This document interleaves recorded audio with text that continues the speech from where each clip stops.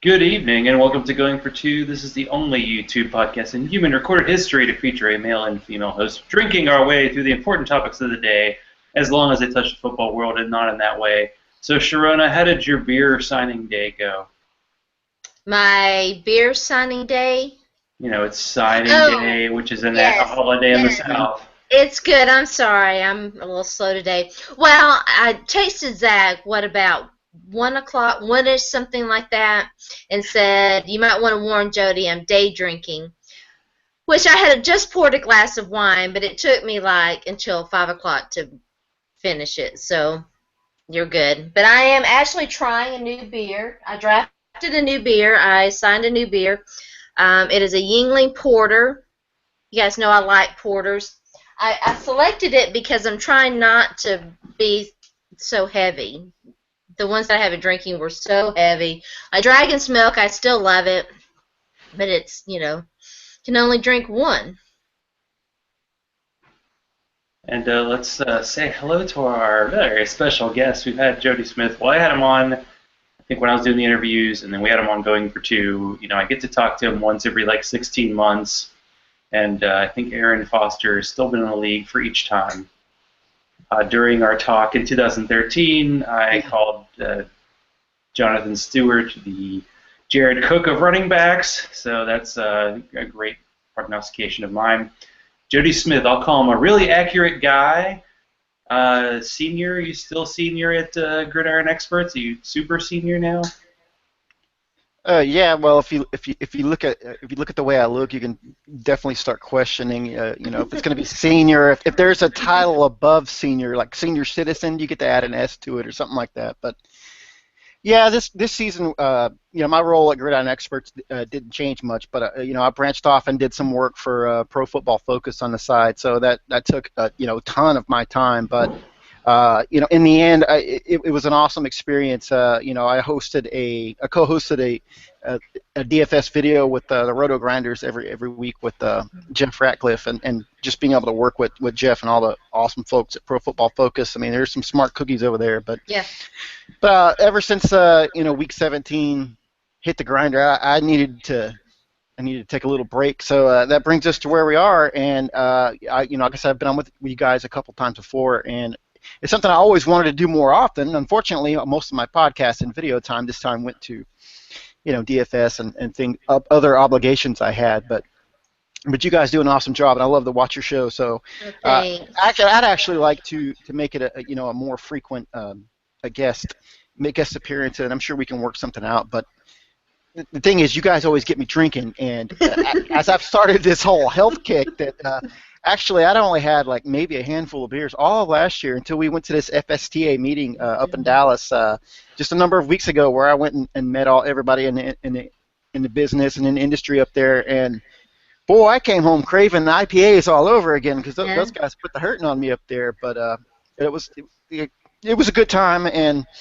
I'm definitely happy to let Twitter decide that I'm trying for us is this South Austin, Texas, PA, something or other. Jody, did I ever tell you that I kind of grew up in Austin? I spent the early part of my years in Austin. I don't know. I don't recall you ever saying that before. Yeah, I love Austin. my dad taught at the University of Tennessee at Austin. So yeah. You mean the University of Texas? So that's a pretty that's what I meant. campus there. Yeah. I'm sorry, you guys. I'm like just. The football team is not very good, buddy. Let's not get involved in that whole who owns the right? initial. Because do you remember that April Fool's joke that was floating around on Twitter like a bunch of years ago about the whole controversy about the orange color and all of that? Anyway, it was funny. I have to tell you, while I have it on my brain because my brain's not working, Zach is very much in awe of your ability to grow a very nice beard. Good job. Oh. Well, thank you, Zach, but you're looking at a very crappy beard. I don't know, man. No, it's actually pretty good. I would like to compare. We need to get Street Free Agent. We need Brian Quinlan on here as well. His beard. Hey, you saw it in person, right? I saw that man in person. That's on a whole different level. But if you think I'm nice, Zach, you must have no beard beard skills at all, buddy. He I mean, doesn't. just like It's none. very catchy. Is that what? Is that She's right? seen me over. Yeah, I've actually tried to grow him like twice, like on vacation, just not shave for a week. And the maintenance, I think I would need to grow it for like a year. And I don't know. I think some people just have natural beard game. It's like some people have natural fantasy football game, which I don't either. But yeah, Zach, I think I could grow a better OCD. beard than you. There you go. Well, let's go crazy. That's an Well, interesting with thought. respect to Brian, let's not forget who another man that I met, and actually, there's a picture of them together. Is 4for4 Josh. Oh, yeah. He's very, awesome. very skilled in the beard game. Oh, and pretty much in every game that he's Yeah. entering in. But definitely He's awesome. definitely a beard wizard. It's true. You didn't And Josh. think about how good fantasy football was with that. So is there, I should even ask, like, there is obviously going to be DFS for the Super Bowl, right? Oh yeah, there will be. Now, I've had this idea for a long time. I don't think anyone's ever done it, and I think it would work really well for the Super Bowl. You do a draft, and you pick your players. You basically pick them by quarter. So you get, like, Cam Newton for the first quarter. So you'd have 8 quarterbacks that way. I'm surprised the DFS site hasn't tried to figure that out. Like, what's the next level of DFS? That would be interesting because you'd see all kinds of different change strategy. Because every Super Bowl, some completely unheralded guy who did nothing all season comes out and just has this great game, like it happened for Seattle. What was that?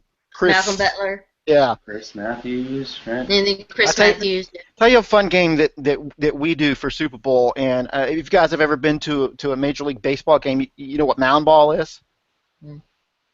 No. Mound ball, basically, it's you get a group of fans together, and you each throw $1 in a hat at the end of each half inning. And what happens is typically your first baseman makes that last out, and he'll throw the ball towards the pitching mound as they change innings. If it lands on the mound, whoever's turn it is wins the pot. And if it rolls off the mound, which it typically does, or he takes it back to the dugout, well then everyone has to put another $1 in. So it can kind of build up, because if it goes 4 or 5 innings without anyone winning, you get a substantial amount of cash in there. But anyway, we kind of created the same game for the Super Bowl. We'll have 7 or 8 guys watching the game, maybe 10 people, and you're all throwing in $1 for every drive. And if there's any score at all on that drive, you win the pot. If not, if there's a punt or a turnover, everyone throws another $1 in, and it just keeps going. So if you go like 6 or 8 drives without there being a score, you get a pretty substantial amount of money in there, and it just makes it fun. And it's something that takes no skill at all. It's complete luck. So, anybody can play it, and we kind of created a little fun game with that. There's some kind of game that Fantasy Taz played that we did one year, and we were like grabbing players, and whoever like caught the ball or whoever ran the ball in the next play won. Keep it interesting because we do squares, but my friend. Hi, Don. I don't mention you. You actually listened to the show. So, hi. Don drank some beers with me last weekend, so that was fun.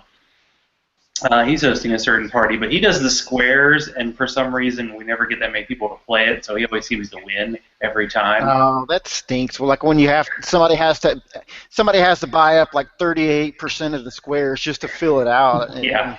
Or as soon as it'll be interesting now that the extra point rule has changed, because you're going to see some crazy numbers, but. Yep. I know a guy one time who pulled 2-9, which is terrible, and that's the Super Bowl. I believe it was New England, Carolina. That was the final score, 32-29, if I'm not mistaken.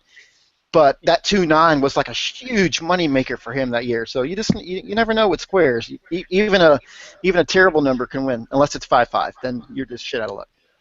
Well, the only thing I remember from that Bucks Raiders game was that I managed to like win 2 or 3 of the squares because it was like an interception return for a touchdown on the last play of the quarter or something weird that got me over the top. Because that was just terrible. And they haven't been that many. I mean, 2 years ago we had the one with Seattle just beating the absolute crap. It was like that first play where the ball went over like Peyton's head and they had the safety. You're like, this isn't good. We talked about that on the show last night.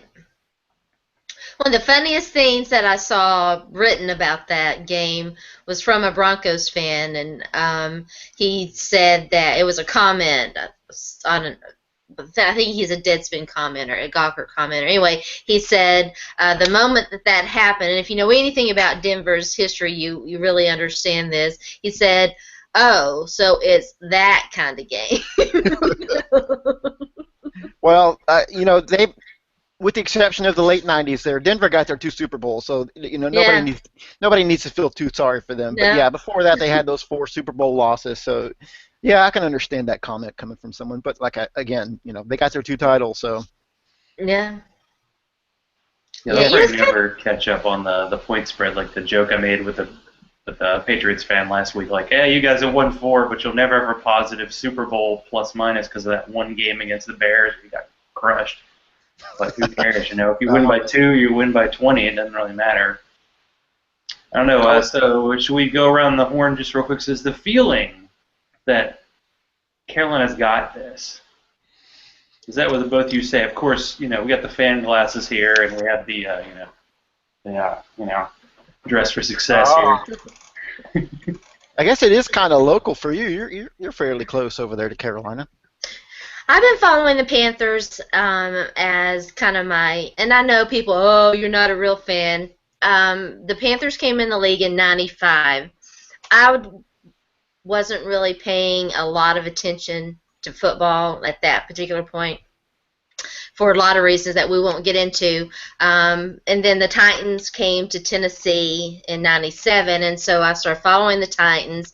And the Panthers were kind of the NFC version of them. So I've been following them pretty closely ever since then, since '97. And I tell Zach this all the time, but it's true. I used to get so much crap, Jody, on message boards and stuff because I would go on there and defend Jake Delhomme and stuff. And people, I loved him. I don't care what anybody says. Oh, he had a little stint here, so. I had a friend who called him Del Monte. I thought that was great. His name. He was so Cajun, it's not even funny. Zach, you wouldn't even know all the crazy nicknames that players for us had, because remember, I've been doing this a long time, so we used to keep an actual manual notebook with pencil, and of course, I would encourage certain of my friends to have plenty of alcoholic beverages before they put their lineup in, hoping they would do stupid stuff like write down numbers. I've seen numbers written down. I've had guys write down people that weren't even on their roster. It's just great. I've still got all those notebooks somewhere, but Emmitt Smith, he became known as E8, the number 8, MTH. That was his name for several years because that's what my friend wrote down one time. He started Doug Flutie in a really rough night, and he spelled it Doug Flaties. So naturally, Flaties became his permanent name. Just fun stuff like that. I kind of miss those days sometimes. Yeah, I do too. I miss the days of live draft parties, and I used to go up to New Jersey. Well, of course, I'd go to New York, and then we'd go to New Jersey, and those guys were fun. It was fun. We still get together in my Elvis Football League, which is now entering its 26th season. Wow! Yeah, we started in 1991. It's still, and a handful of us have been in it.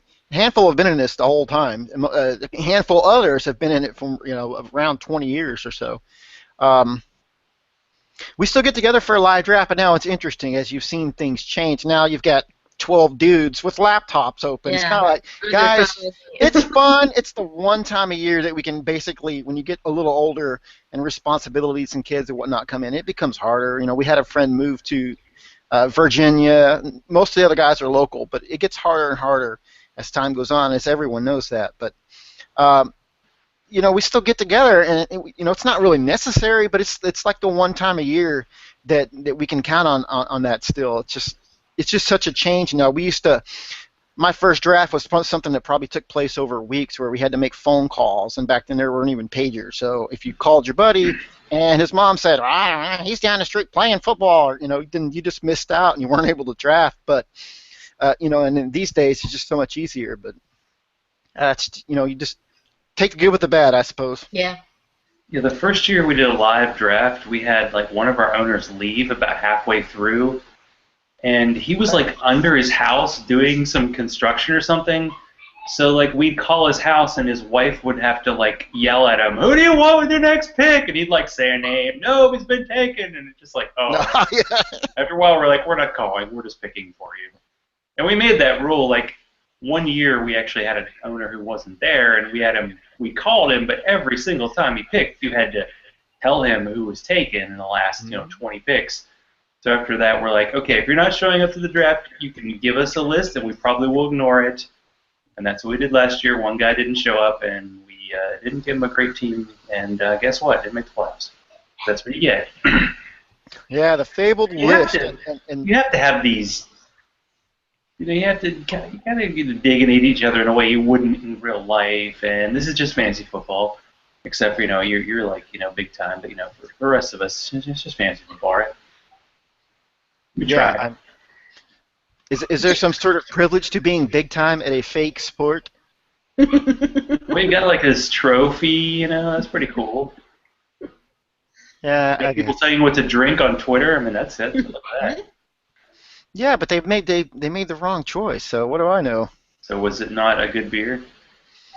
It's a subpar pale ale. That's what I would say, especially when I've got my trusty Pumpkinator sitting there right behind me. And normally I'm not the kind of person, especially on a work night, that would like to switch from a crazy pale ale to a pumpkin stout.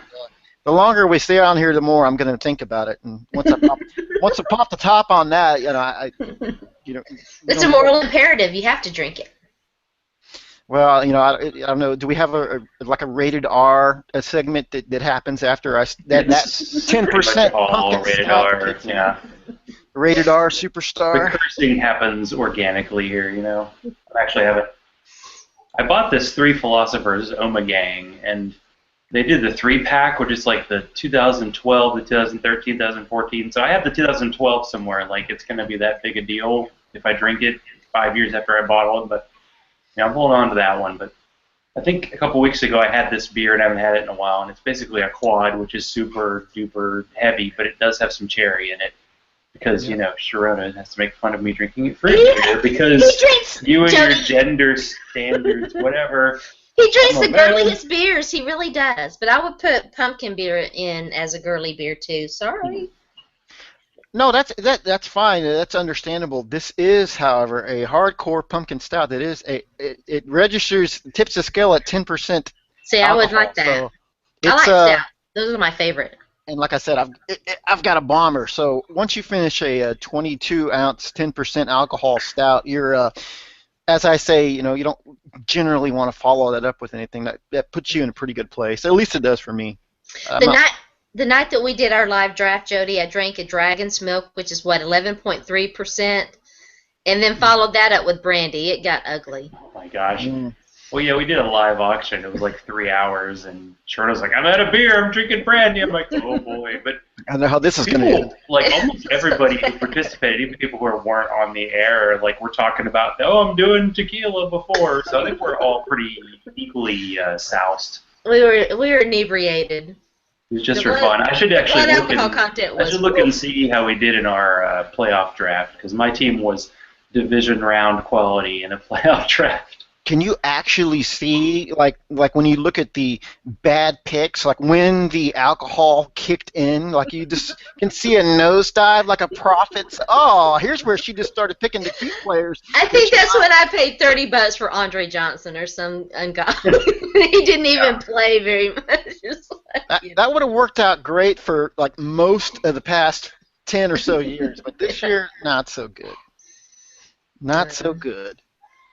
So as a Houston resident, would you say the Texans this year might qualify as like the worst playoff team of all time?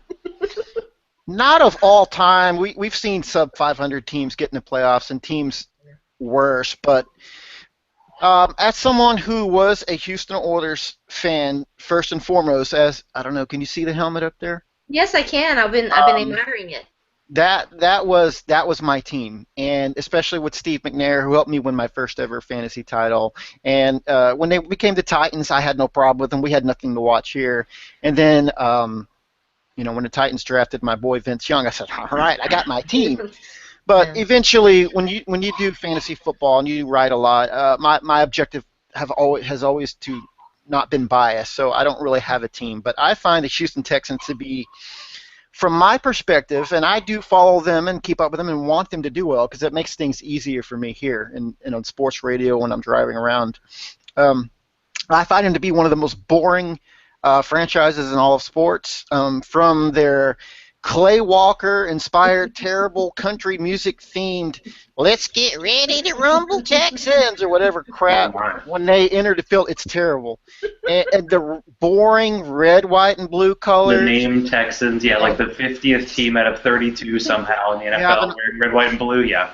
You have an owner who insists on only signing high character, high moral guys, and that's fine. You don't want them to go out and sign a bunch of guys, but it's just such a boring team. And Bill O'Brien, I think, has done a masterful job taking scraps and making them into two winning teams so far.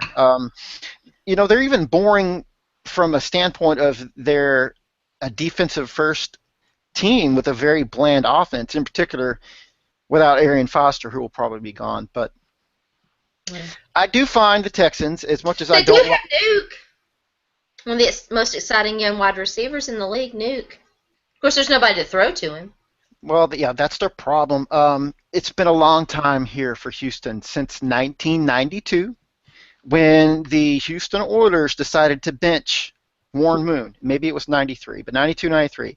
And they decided to go with his backup, a guy named Cody Carlson. Mm-hmm.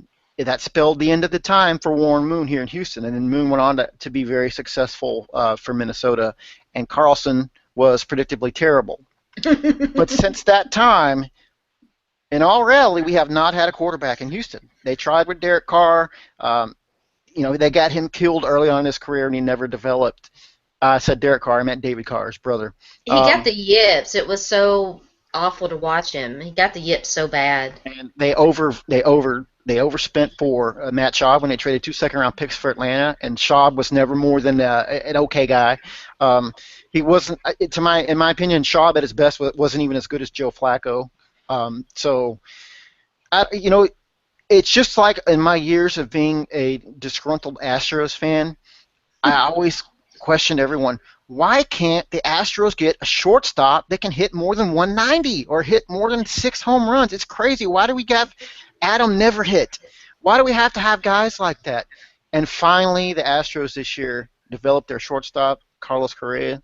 So maybe it's a bit greedy to think this is the year they get their quarterback too. I mean, to think that we've been waiting 30 years for both of these things to happen, that it could happen.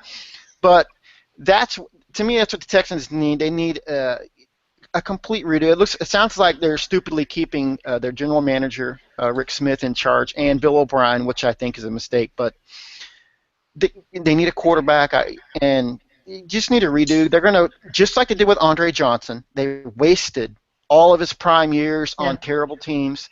Now you're doing the same thing with J.J. Watt, who's been the best player, the best defensive player for a few years now.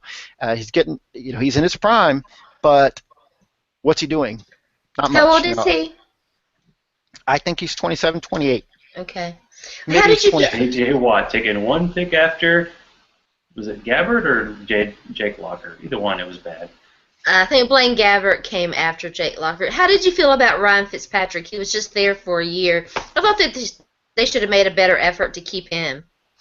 Yeah, he's a good player. I think he exceeded obviously all his expectations for the Jets this year. But he was a good dude. When he suited up for Texans, he was tough. He brought that scrambling ability with him here. But I just don't think that they figured, Bill O'Brien can just squeeze whoever in there, and we'll just take the 6th. It ended up becoming a 6th-round pick that they got for the Jets from him.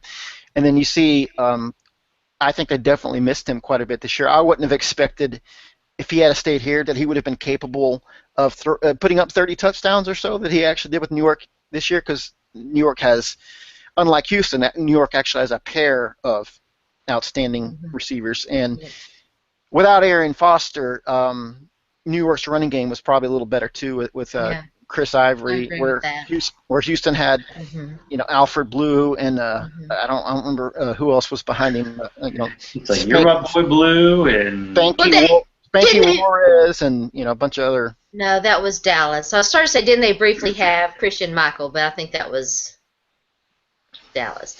He was with Dallas. But no, the Texans had, Chris Polk and a couple other guys behind there too. I was just trying to make a joke, but they just weren't able to get much going once Foster was out of the lineup. And it was surprising to me that Houston was able to hold on, make the playoffs, but it was probably had a lot to do with all the problems that Indy had, because Indy was clearly, talent-wise, was a better team last year. If it wasn't for all the injuries they suffered, I'm sure they would have, as usual, won the division. But Yeah. kudos for the Texans for finally, after 13 losses, winning in Indianapolis. So they finally got that monkey off their back. Yeah, I think that was the draw play. The guy who did that cartoon about Andre Johnson. I'm leaving the Texans. I'm going to Indy. I'm going to win. And then he ends up losing in Indy for like the 14th straight time with It was sad. game. I felt Poor so guy. bad for him. But he did have that nice 2-touchdown game here in Houston. So, Yeah. and you kind of saw that coming 100 miles away. Yeah. All right. Is he opening? Is he going? He's going strong? for it. I got to do it. Sorry, Twitter. I did go with the TPA, but Zach is a tiebreaker. So. Jody is I'll say wily veteran. He makes it happen. Crafty veteran, yeah. He's the Fitz magic of he put the beer and the fantasy expertness together. I do have a cider in there that I almost grabbed. I'm not a huge cider fan, but I bought one because it was a neat fall beer, and I almost went with that. But this Yuengling Porter's fairly light for a porter, not bad at all. It's hitting the spot for you. Yeah. Hey, I'm a craft beer guy, but I'm not a beer snob. I'm not to the point where I know that all beers like Bud Light and ciders and all that, they all have a place. If you're going to go play poker and you want to put away 8 or 10 or 12 beers, you're not doing craft beer. If you do, it's not going to be a great night. So at that point, you want to cut back to this man. 4%. Such a low drink, and it tastes good. There's a difference. I had Westbrook Goza during my draft, 4.5%. I went through like a 12-pack of that stuff, and it tastes good. Was that the time? Wasn't this the draft that you passed out on the couch? No, that was a year before. Actually, this year I was okay. Last year, and the thing, you have that day where you're like, I don't remember drinking that much, and then you're like, no, I guess I did, because I was done by the end of the draft. I would not recommend having a draft if you were going out with your knucklehead friends and doing a pub golf, because I don't know if you've ever done that, but that's a great time. It would not be a good time to do your draft. Is that kind of like a pub crawl? It is. Yeah, pub golf, briefly or quickly. You pick 9 places that you have to walk to. Preferably you wear ugly golf clothes too, and you make the last place guy carry a bunch of clubs to be the caddy. So he's got to walk in the bar with a bunch of clubs. But what you do beforehand is you actually get the little pencils and the scorecards, and you print out what is birdie, par, eagle, and bogey for each hole. So like, bogey would be like 1 beer. Par would be 1 beer and 1 shot. Birdie would be 1 beer, 1 shot, and a glass of wine. And then for eagle, we always threw in like some sort of stupid physical challenge for fun. Like one of them one time, just for instance, I came up with was you had to go up to a stranger and have a conversation about Mr. Miyagi. Wax on. So you do that with a group of knuckleheads for 9 different places, and you have about 30 minutes per place. Oh, and by the way, going to the restroom, that's considered a 2-stroke water hazard. Oh. So that adds to the fun. But basically, at the end of the night, the lowest score wins whatever you have on the line. It ends up being a great time, but Does sound like fun. It's very intense, because if you get some competitive guys in there that actually want to go for the low score, it gets pretty out of control. One of the places I purposely planned this in downtown Houston was a place called Shot Bar, where all they serve are shots, and you have to spin a random wheel, and just random crazy shots they make for you comes up there.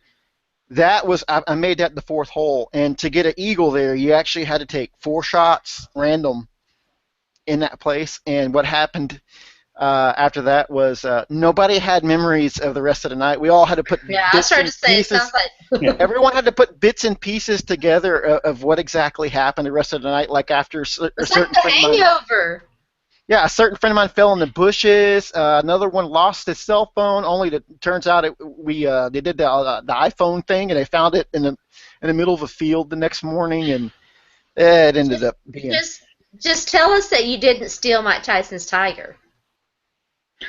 No, but had he been there, we would have done something else. We did. I said I did steal one time a parking valet was sitting in a chair, and he got up to move a car or to help a car, and I just walked by casually, just stole his chair. We threw it in the back of our truck and just took off with it. And that was my poker chair for like 5 or 6 years. We used to play poker every weekend, and that same cracked green plastic chair was my chair for quite a while. Oh, those were good times. Well, Does sound like a good time. That thing called the beer mile where you do like a quarter. You do basically those quarter-mile laps, and at the end or at the beginning of each one, you have to chug a beer. Yep. And maybe we should do that to determine like the waiver order after the draft. I would like to see between each lap. You can either do a shot or a beer because I'm getting a little old for shots. It's tough for me. And then whoever wins gets the first pick, and whoever comes in last. Yeah. I would like to see Scott Fish take up that whole stay-at-home. What was it? What was it called? The combine, stay-at-home combine. He did that one year. We were all supposed to write down our measurements and do that. Except, let's actually, like a bunch of idiots, let's actually go out and do a 3-cone drill, 40-yard dash, and let's see who can bench press 225 pounds a few times. Of course, that would probably cause casualties, but yeah, I was like. One time? I may win the bench press, or I may be able to do that. The rest of them, I don't know how competitive I would be on those, but it could be fun. But we'd have to somebody would have to come up with a waiver, obviously, because plenty of the people that I follow on Twitter, and I'm sure you do too, Zach, I'd have questions that they would survive a 40-yard dash, much less some of the other ones.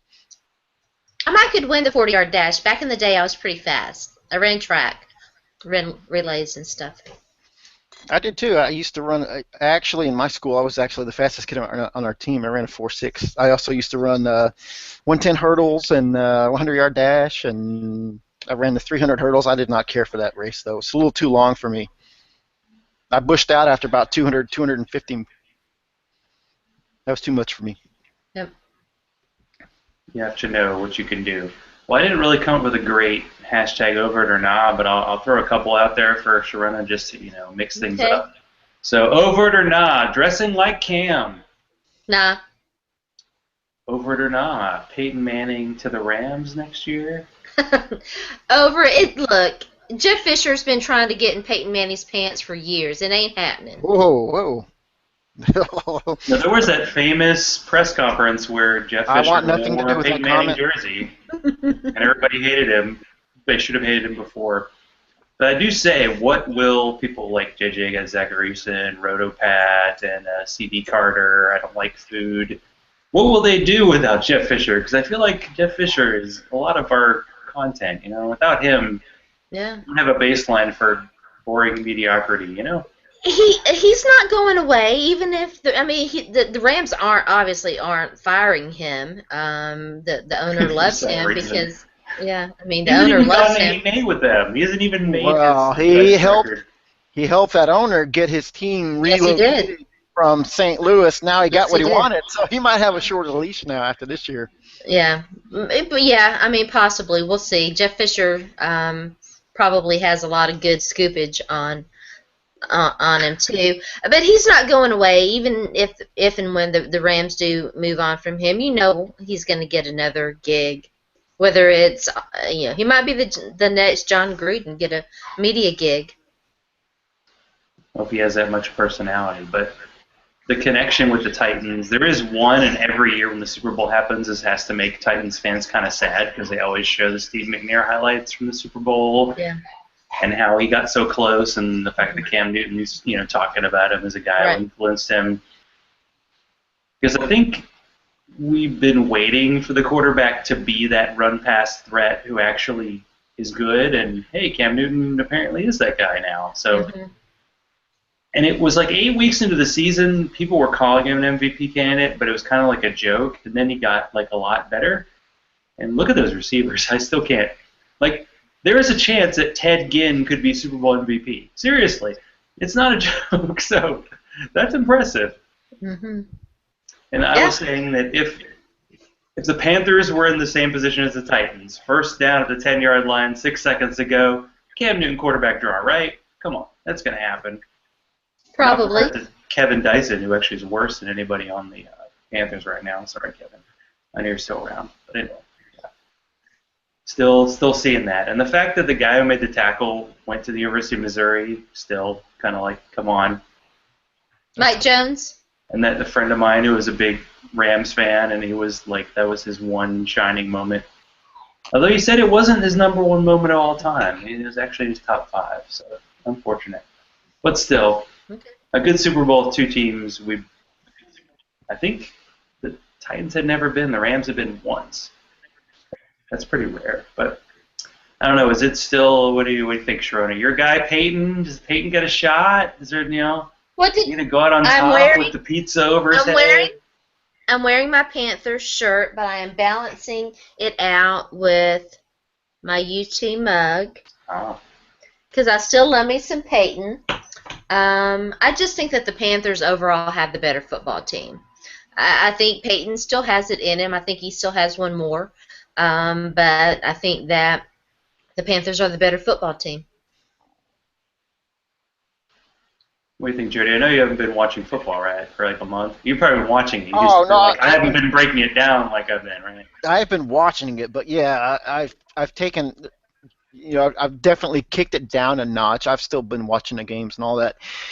It's hard to think that, with the way Denver and Carolina have both been playing, it's hard to think that Denver can win this game. But with the Super Bowl, as we've always learned, it's you know what's going on until it happens. I think as long as Manning can avoid that start that he had a couple of years ago in that Super Bowl against Seattle, where it was just a big disaster, I think Denver can hang in this game. And if I were a betting man, and everyone on Twitter knows that I'm not, of course, I might actually take Denver to cover in this game. It wouldn't surprise me. What is the line right now? Last I saw, it was 6. 6. Wow. Okay. I know it opened at like 3.5, 4.5. Is that what it was? Yeah. Interesting. It may be less than 6. I guess it just depends on different lines. Actually, I haven't been paying that much attention to it. I know a lot of the activity early was all over Carolina, and it's been one of the most heavily one-sided spreads that we've seen with all the money coming in. So Vegas rarely loses money overall when it comes to these kind of things. But to hit on a point you were saying earlier, should Manning sign with the Rams? I love Peyton Manning. It's been a pleasure to see this era of quarterbacks, first with Brett Favre, just doing these amazing things that have never been done before, and with Peyton Manning, who was basically a star from his first season, at least from a fantasy perspective. And it's been great to see him for all this time, but it's pretty sad from certain times to see. It took him until the playoffs to get, his first or second home touchdown pass this year.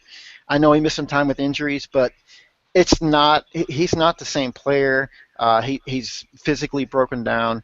I see absolutely no point in him going to a team like the Rams, who are in no way, shape, or form a Super Bowl contender. There's absolutely no reason for him to continue his career. He's basically set every significant record, I believe, right? He's got touchdowns, he's got yards, he's got them all. He's got a ring, and especially, I think there's no chance that he plays again, especially if he wins. Maybe he comes back, maybe they lose, and he gets the urge, and he feels a little healthier later. But all too often we see these stars who play their whole career for a team, and then towards the end, like Brett Favre, who we just talked about, you start to become like these rogue, gun-for-hire type guys, and a lot of times they physically can't do what they used to do. Mm-hmm. And, it's kind of sad to see. A lot of people bring up Emmitt Smith for the Cardinals, and that it was kind of sad. But, at least Emmitt Smith for Arizona, that last year or two he played, he actually was moderately productive behind a pretty bad offensive line for the Cardinals.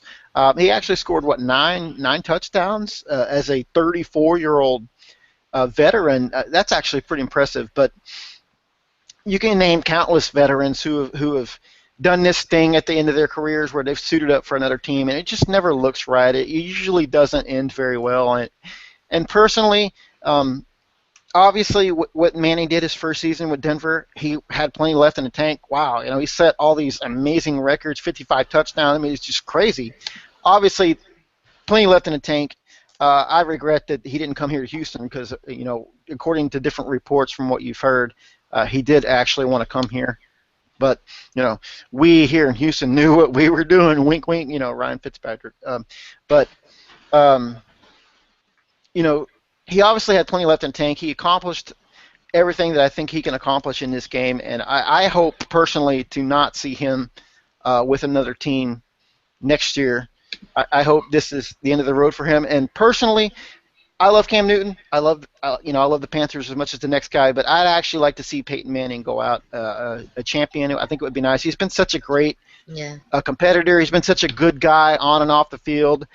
Personally, I won't miss all the commercials, but I mean, he really has been a great player. I'm sure we'll see plenty of him on TV as an analyst or a coach or in a number of different formats we could possibly see him continue his career. But personally, I hope this is the end of the line for him because I don't want to see him sullying his legacy by playing as a 40-year-old who can barely move and is being outplayed by a mediocre talent like Brock Osweiler. I hope it's the end of the line for him, and personally, just I hope he goes out on top as a winner. And let me just add to that, if he is going to go to another team, it's not going to be an offensively challenged football team like Jeff Fisher runs. It's just not. I can't see Jeff Fisher running the kind of necessary offense that Peyton needs to be successful, which is going to be a shotgun type of offense. He needs a lot of time to be able to break down. He can still do that with the best of them. Yeah. But we saw how Manning struggled under center. Yeah. And it's just not something he's comfortable doing. It's not something he's used to doing. I'm sure if he's going to go to a team, if he were to play, I'm sure that would be something that they would have to, address before he even signed there. So, and that doesn't sound like a successful formula for a Jeff Fisher team. Yeah, Peyton's numbers are just. I look at his career numbers. Like he had 2 seasons before this year of less than 4,000 passing yards, and like 3,700 was his low. The strange, we can compare to your, old Titans days. Peyton's 9 to 17 touchdown interception ratio, same as Vince Young in 2007. So it'd be a weird twist. Like if Peyton Manning wins the Super Bowl this year, he would have to be one of the worst quarterback seasons to win a Super Bowl. Not worst quarterbacks career-wise, but just the way he's played this year to win. But they have to do what they did against the Patriots. They have to get a lead, and then, hey, defense. Hey, Michael Oher, who we thought was so good, say hello to DeMarcus Ware or Von Miller. I have a feeling there might be a disparity there. This could be interesting. What were Eli Manning and Joe Flacco's numbers? I mean, both those guys played pretty well in their respective playoff years, but as I recall in the regular season, Flacco's numbers weren't all that great, nor were Eli Manning's. It would be interesting to do a comparison that way. Well, I think Peyton led the NFL in interceptions, and I'm pretty sure a guy who led the NFL in interceptions hasn't won the Super Bowl, but hey, we'll see. But it's a special, unusual year because they do have that really good defense. And maybe Kubiak will figure out that C.J. Anderson's better than Ronnie Hillman. Maybe not. I don't know. That's one of the weird things. Why do they split carries? That's another thing. It's kind of hard to swallow, here in Houston, that Gary Kubiak could be a Super Bowl coach. It's not that there's ill will towards him here from Houston. There's not. It's just he's just rigid. It just seems like Gary Kubiak loves to game plan, to have a script written for what's going to happen the first couple of drives of the game, and Kubiak has always had a lot of problems adjusting. So, you could possibly see that on a big stage here if Carolina can, cause some problems for what the offense is planning on doing or what they're going to do right now. It could be a problem for Denver because that's just not one of Gary Gary Kubiak's strength is changing. You don't see a lot of great halftime adjustments, out of Kubiak teams, and he's a little too likely, a little too comfortable settling for field goals sometimes, and might be something to think about from I guess from a DFS standpoint if you're going to be picking your kicker this weekend. Personally, by the way, if there is DFS for this game, I would avoid it. Yeah, there's going to be a lot of randomness involved. Mm-hmm. I think that's another reason why they beat the Patriots. They got the 2 touchdowns early, but then the 2 field goals. But luckily, Belichick, I thought Belichick of all the coaches, like one of those 3 drives in the fourth quarter, if he kicked the field goal, they probably would have won the game. Well, it's interesting. I don't know if you read chasing that touchdown. I don't know if you read that article about how the backup center for New England was bobbing his head and giving away the snaps for New England. That's why you saw Tom Brady under so much duress in that game. It didn't take long for a smart defensive coordinator like Wade Phillips to figure that out. And as the game progressed, the head movement kept going, and pretty soon Denver was able to time their rushes, and that's why we saw him getting hit so many times in that game, which is really unusual. Yeah, the defensive line was bad, and they fired their offensive line coach. It's like, dang, man, you didn't have a lot of talent there. They had a lot of injuries. Speaking of records, they set a record for the number of combinations that they used.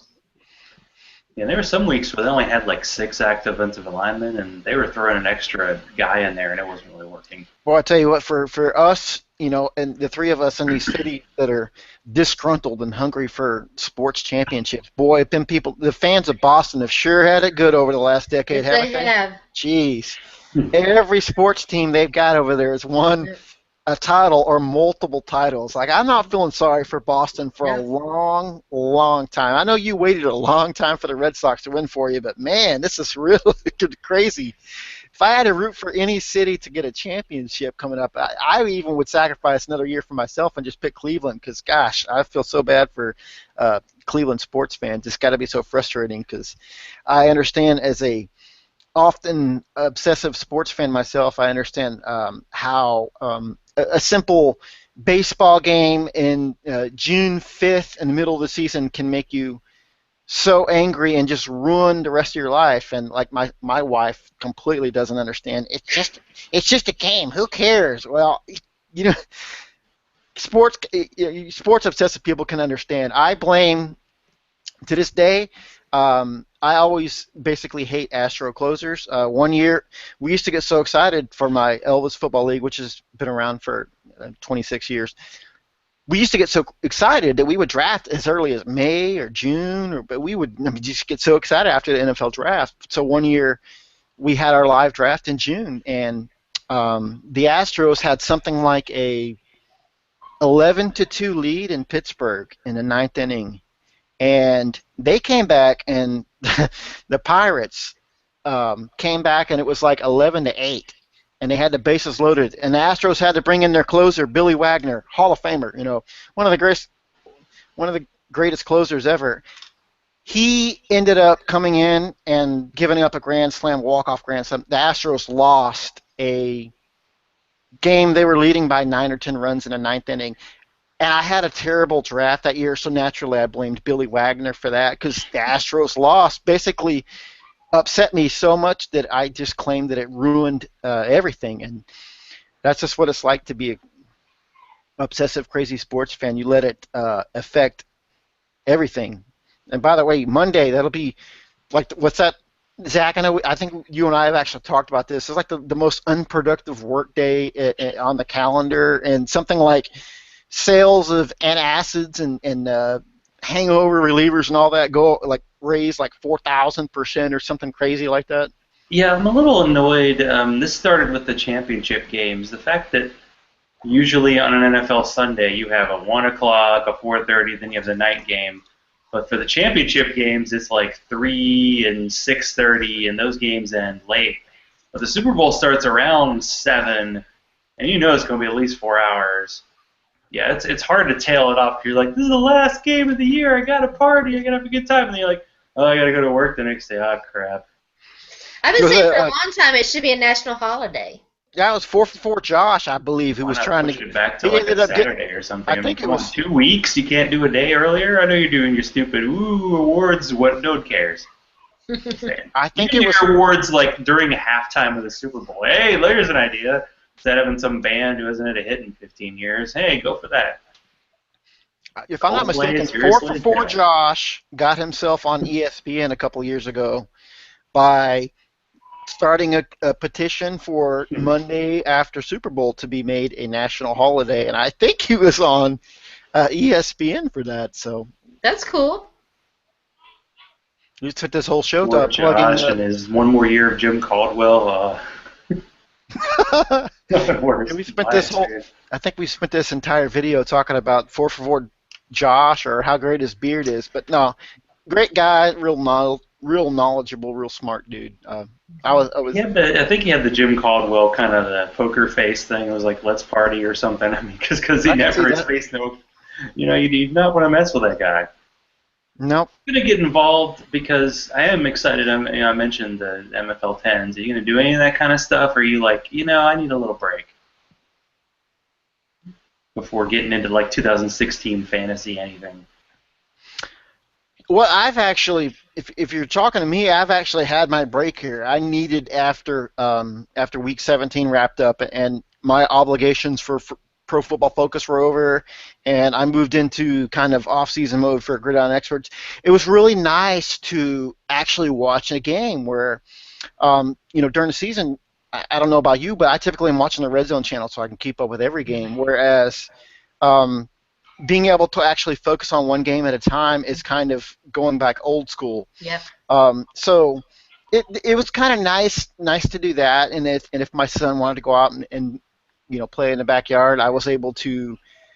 With the weather being moderately cool around here, I haven't been hit by all this cold weather that maybe you guys have been hit by.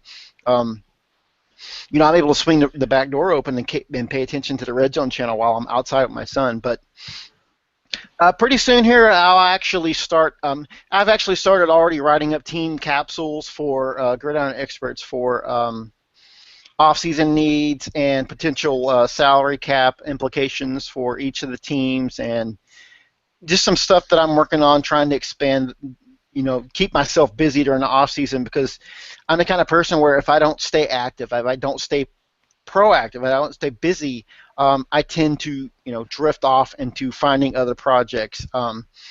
And like with my son, my son is autistic, so that presents its own set of challenges for me. So a lot of times we have to embrace, different hobbies and things like that. And he'll embrace things for like 6 months, and he totally loses focus or interest in things. Last year he got real heavy into birding and identifying birds, and I was really proud. One day I was outside with him, and I walked away for a second to go get something in the house, and came back out and asked him if he saw any new birds, and he said, yes, I saw a house finch. And I personally had never seen a house finch. I just brushed it off that maybe he misidentified a sparrow or something, but in reality, a few minutes later, I actually identified a house finch. So I was like amazed. And that's the thing with a kid that's autism. You're amazed by their minds. But he remembered from looking at a book, a picture of a house finch, and upon first glimpse, and it's just like a normal, ordinary brown bird. He remembered it and totally identified it, even though he only saw it fly by for a second. But so I don't know where I even got off on that, but that's cool. He's amazing. And when Santa brought him a Wii U, I knew him well enough to know to suggest that my mother bring him a game called Mario Maker, which allows him to actually create Mario games. And holy crap, that's all that kid has done. If we allow him to play games, he just creates these intricate levels, and he uploads them to the Nintendo server, and other kids play it. And he's created some games that nobody can beat, like 0 for 103. That's really neat. I knew you start to understand how your kid's brain works after a while, but he's in the building and all that kind of stuff right now, just creative, and he loves maps, and it's just amazing and crazy and frustrating and just awe-inspiring all at the same time to watch this little mind work. How old is he? He's 7. Oh, that's such a great. That age right then, they really are amazing. Watch them develop their personalities and stuff. It's Second grade has been such a blessing for us because first grade was really difficult for him. We went through a stretch where we almost had to pull him out of public school because of the lapse of concentration and the inability for him to interact with some of his peers. But when we met his teacher for second grade, we were concerned. She did not look like a very patient woman, but she's been magical. She's been amazing, and he's just been absolutely on fire all year. It's just great. It's awesome. Yeah. Oops. I'll have to check out some of his games now. I have to get out there and look because I'm a huge gamer. Yeah, I've always been tempted because I have the old Wii and I occasionally plug it in to play the games. I haven't played in a long time. I don't say this often. Interestingly, I'm not the generation of gentlemen around my age that grew up as gamers. It was not me. The last video game that I purchased myself, system, was a Sega Genesis. And that was probably 1994 or 1995 or somewhere back in then. Because what happened was, once I got into high school, a couple of distractions entered my world that took me away from what got me into football to begin with, which was Tecmo. What happened is I actually realized that the one asshole that was renting. Trust me. There was okay. It's open. There was one asshole that was renting Tecmo Super Bowl when I couldn't get it, and it turns out that it was a buddy of mine from school. So we just teamed up, and that's what actually got us obsessed with football. But what got me off of video games was two things. When we kind of discovered an old fantasy football notebook and was like, hey, this is something interesting. Mm-hmm. Let's check it out. And number two was girls. And once those two distractions entered things, those two devils. I like Madden 92 or something like that. It was like the last new video game or new system that I bought. So I had to actually ask some questions on Twitter. I think, Zach, you may have replied to me when I asked some questions about video games. And Wii U, my son, he has a Nintendo 3DS, so we knew he liked Mario Kart and the Mario characters, and it was easy to find Nintendo toys. So, and we did some research and realized that Nintendo is more kid-focused, so that's what I went with, was the Wii U. And Santa did a good job with that this year. It's been a nice for him. Yeah, and Mario is a great gaming series for kids. It really is. Oh, I will say, the first day on Christmas when I set up with him, he let me play Mario 3D World with him. He's got about 5 or 6 games came with that. It was pretty fun. I had to admit, this is actually cool. I can see why kids like to get together and get on, headphones like this and talk. And we had a lot of fun. But ever since we opened up Mario Maker, he won't let Daddy have nothing. Daddy gets no play.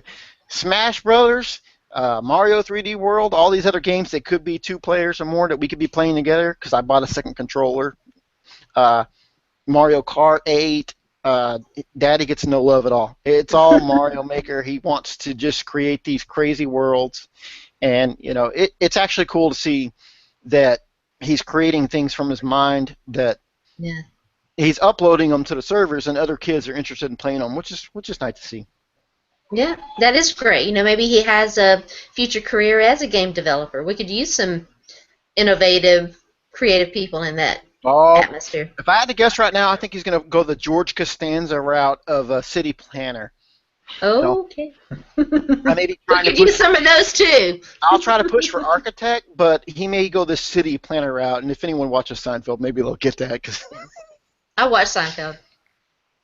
My wife asks all the time, why do you watch this show? You've seen each episode 20-something times, which is a fact. Why do you watch this every day? And then sometimes she'll start to ask questions like, okay, because she knows there's something stupid happening for all four of them every episode. She'll be like, "All right, well, what's Kramer's deal here?" Like the one was on the one was on today. She's like, "Is something wrong with Kramer's skin?"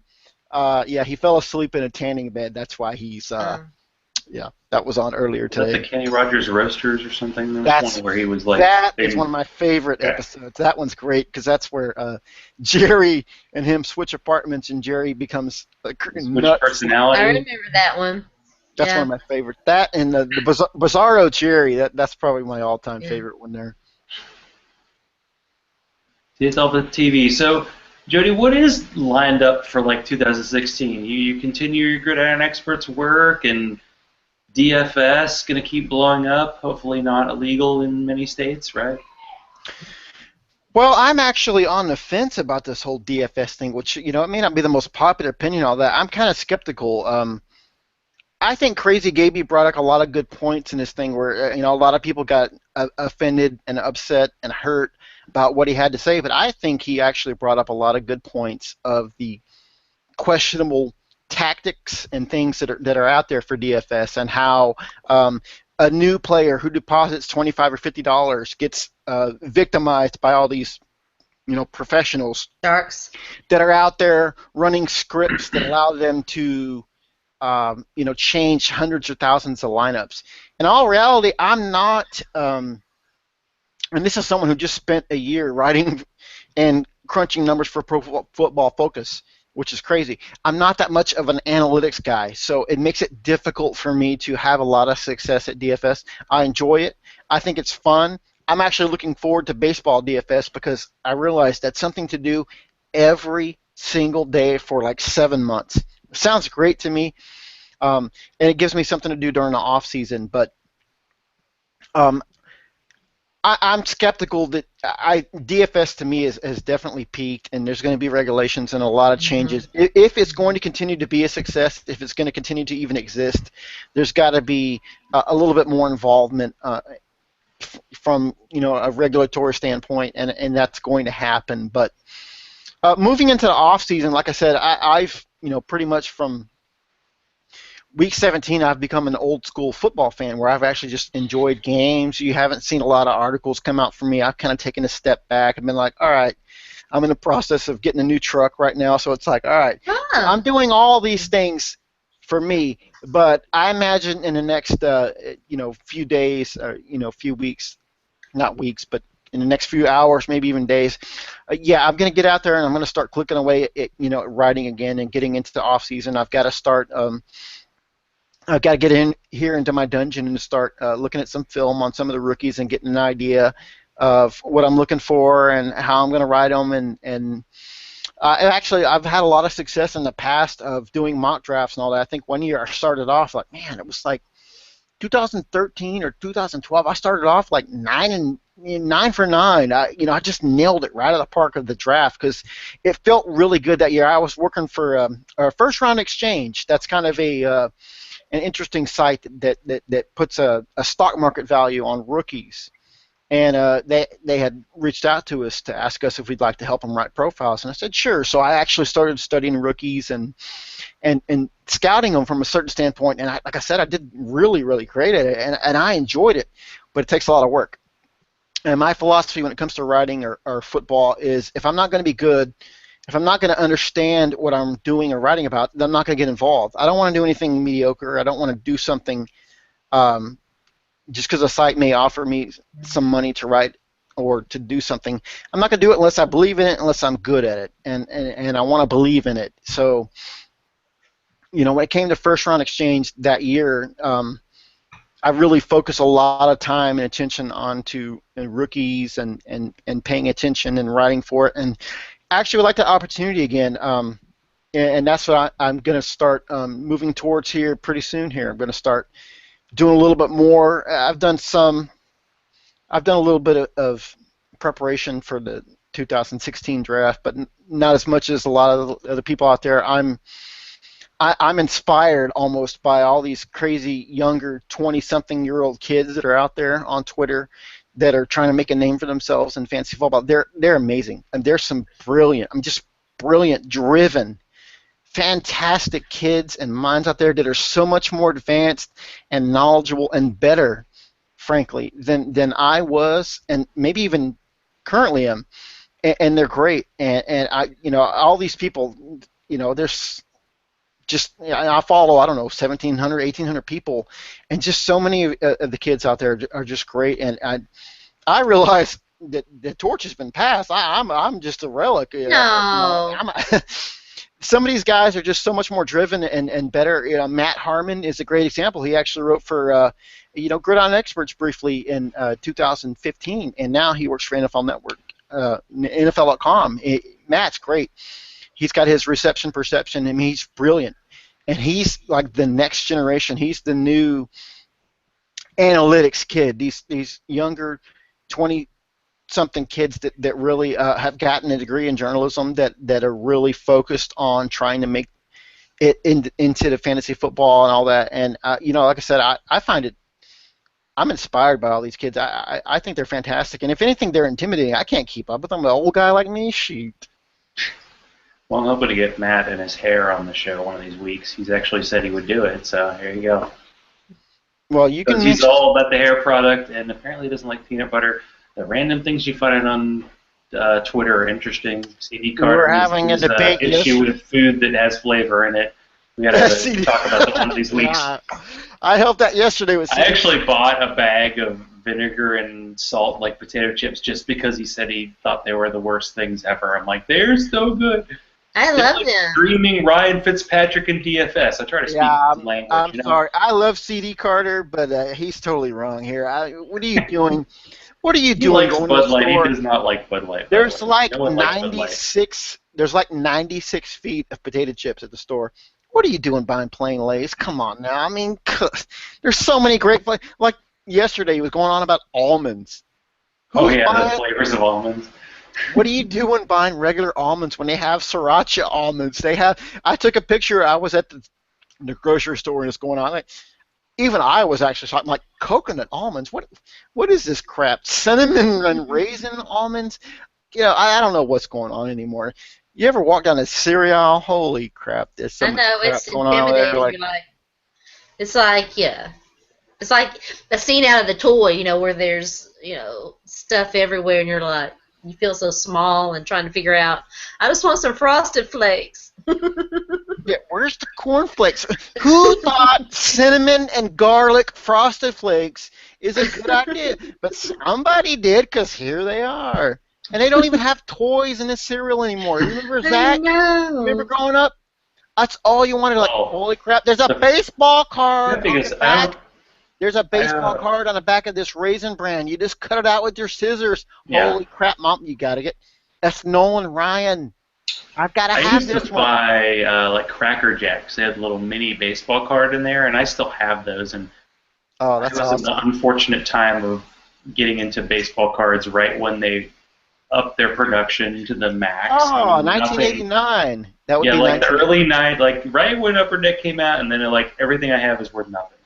It was when Upper Deck came out. I still have a few Frank Thomas, because he's my guy. But sorry about that, Houston fan. I am a White Sox fan. Or one moment of glory that 5 people remember. You knew that World Series was over when Scott Pasednik had 0 home runs in 600. Okay, if I'm not mistaken, I'm going to go ahead and exaggerate it because that's what happens over a decade of. So Scott Pasednik had 2,354 at bats that year, right? And 0 home runs. And then he comes off the bottom of the 9th and hits a home run to end the game. Like, oh, you got to be kidding me, Scott Pasednik. I think we mentioned baseball 3 times on the show, which is a sad reminder that 19 consecutive months of baseball is coming up, and certain people we know, like Vix and Rogue, are very excited about that fact. Hey, I love the concept of fantasy baseball. I think it's better than football because they have the minor leagues, and that makes like Dynasty way more intriguing, but I just can't keep up. I mean, football's hard enough once a week. It's perfect. Yeah, I don't know. Well, it's on Sunday, but it is anymore. It's Thursday. It's Monday. And even NBA, the NBA fantasy stuff is, I've played around with it. It's kind of hard, too. I was doing great NBA DFS last year, thanks to Project Roto.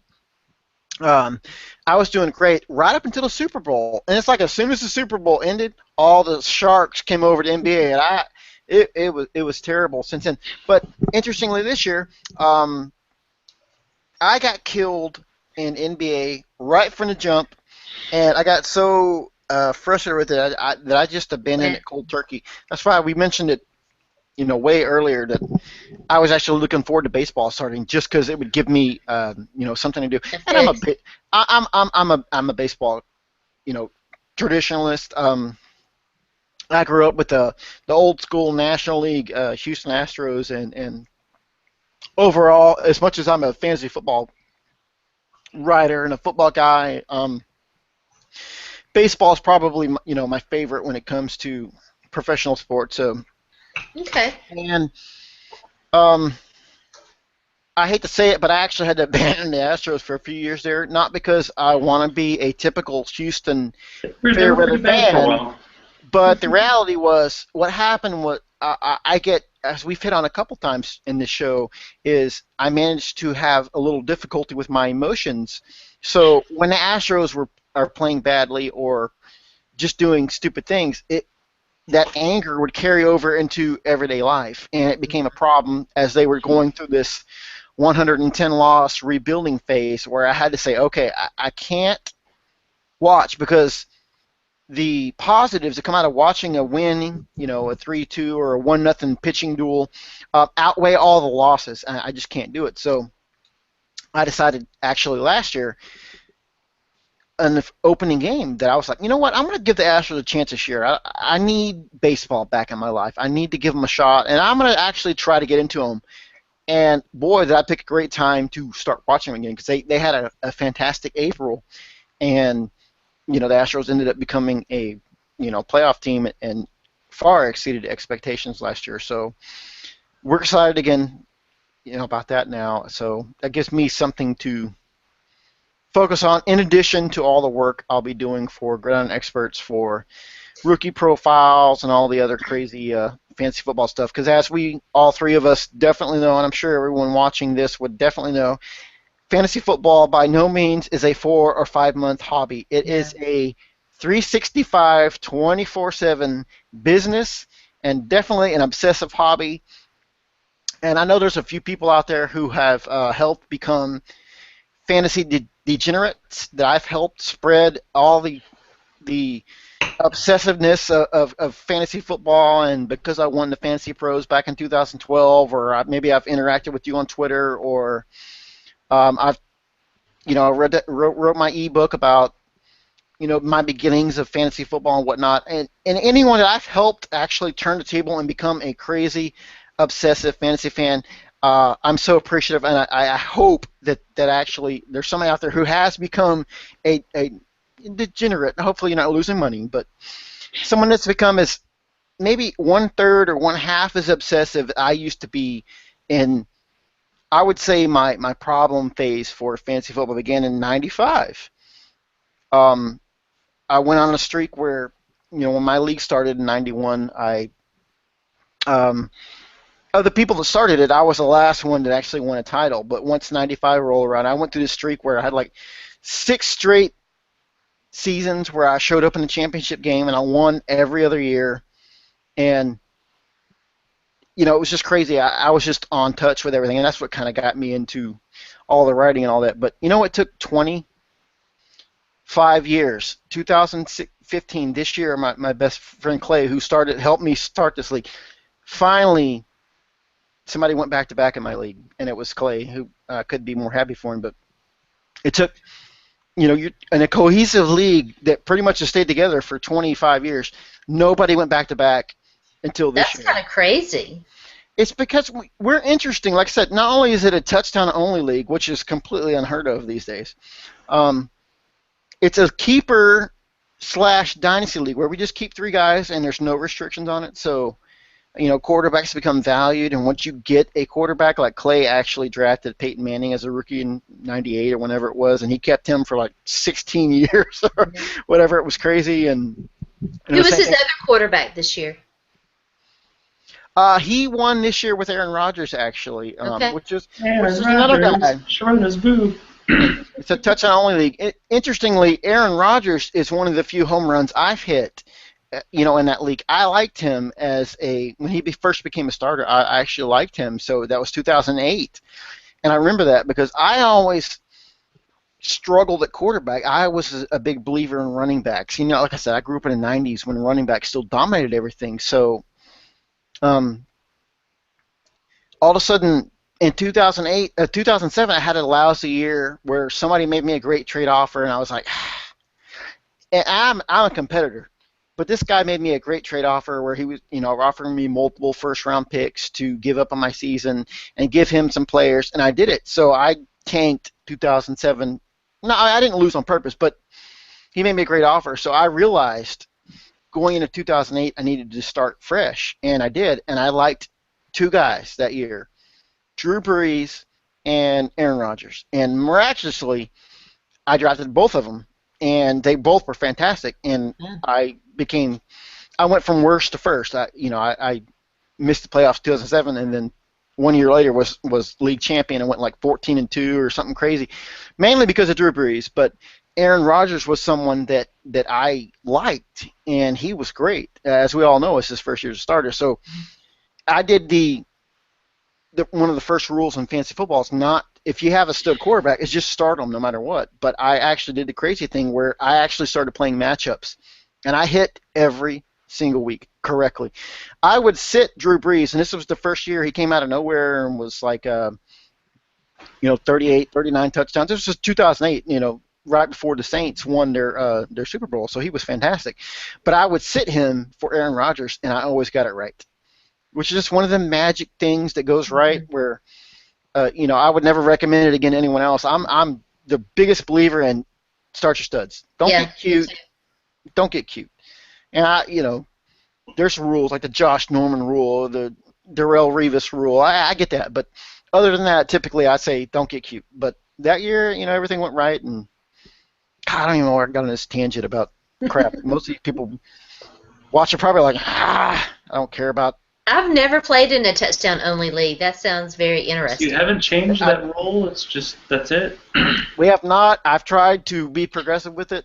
I've got some old school guys, like I said, have been with me from day one. They are totally against change. They want to stick with it because they feel like it's a unique thing, and they don't want to change it. And you know what? You just go with the flow. And now it's to the point where we're so old school that it's almost like, we're Groucho Marx over here with the old school. It's almost cool that we're still doing stuff from an old boring standpoint.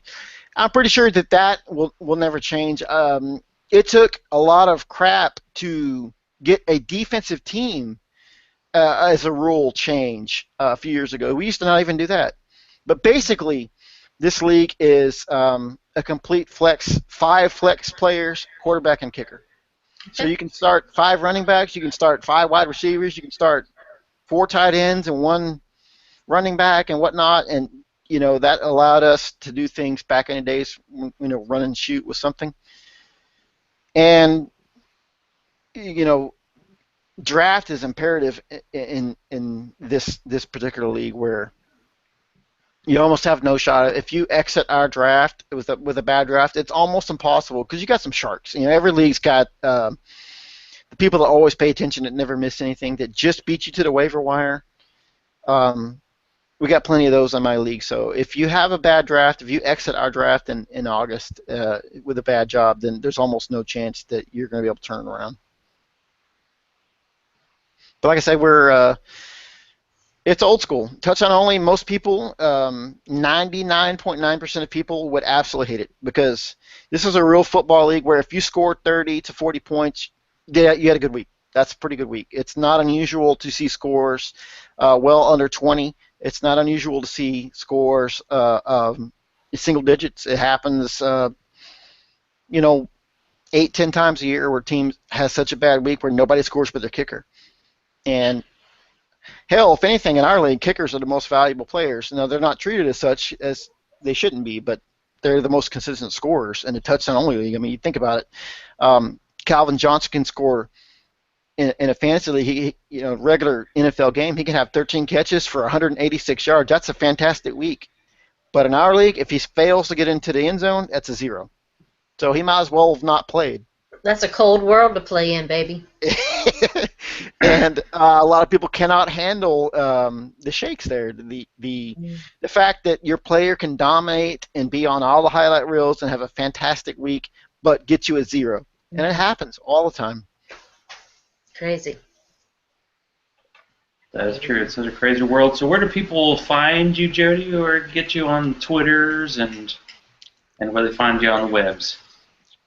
On the webs, you can find me at Gridiron Experts, and you just go to the little search page, and you can look for the About Us and the Authors page, and I'll be there. But I'm pretty active on Twitter, not as active as I should be, especially here in my little mini off-season vacation. But I'm at Jody Smith NFL, and that's Jody with a Y. Most of the time, when you hear Jody with an I, that's for the girls. But it's something I've competed and contended with my entire life. So Jody Smith NFL on Twitter, and anyone that adds me or follows me, I always try to follow them back. So I'll definitely do that. Excellent. Well, Sharona, what are you up to? You got shows and you got your team, playing on Sunday, I hear? Keep pounding. Yes, on Friday, tomorrow, I will be recording a video chat with my girl Vashti Hurt and Jennifer Eakins, Denver Broncos and Carolina Panthers media people, and then we'll play the audio of that on my podcast Friday, Back Talk with Sharona. And I also recorded a neat little segment, finally got to hook up with the guys from Feels Like 98. We taught some Tennessee Volunteers, and so we'll play that as well. And then after the Super Bowl, we may go into a little bit more of a hiatus mode. We have been covering the upcoming presidential election. We've been talking about Bernie Sanders. So we'll probably continue to do that. I'm probably going to stay at a 2-hour show twice a week. So we'll see about that. Of course, every Wednesday night with my good buddy Zach, and Tuesday night on the Zone Blitz by NFL Female. That's it, huh? Well, That's it. I, as usual, don't have a ton to offer Zach Law, Zach_Law on Twitter, but I'm going to try to debut a new show next week. It's going to be me and FFD Jen. She'll be my special guest for the first episode of the Zach On. We'll be talking about the TV show Oz. I just finished watching it, and she watched it a while back, and she actually has, because she works on a TV show now, one of the SUV shows. And she has some of the actors from Oz on there. So we're going to actually talk about this HBO show. I started watching it last summer, and I finally finished it up. I thought it'd be fun to do a non-football kind of show and see what happens. So this will be a pilot episode. Maybe we'll do it every other week, and I'll try to talk about other subjects, although really it's going to be hard for me not to talk about beer every other week. So we'll see about that. But anyway, that'll be coming up, so look out for, you want to find good content, well, I'll retweet it. So that's how I'll do. So thanks, everybody, for being on, especially Jody. We'll definitely get you on more recently than every 16 months next time. And I need to send you some damn beer. You sent me beer a while back, and it was really good. So I need to find some good local stuff for you in the IPA realm or whatever you want, really. You just let me know. So anyway, thanks, everybody, for being on. And as we like to call off, kiss my grits and go Peyton. No, go Cam. Go football.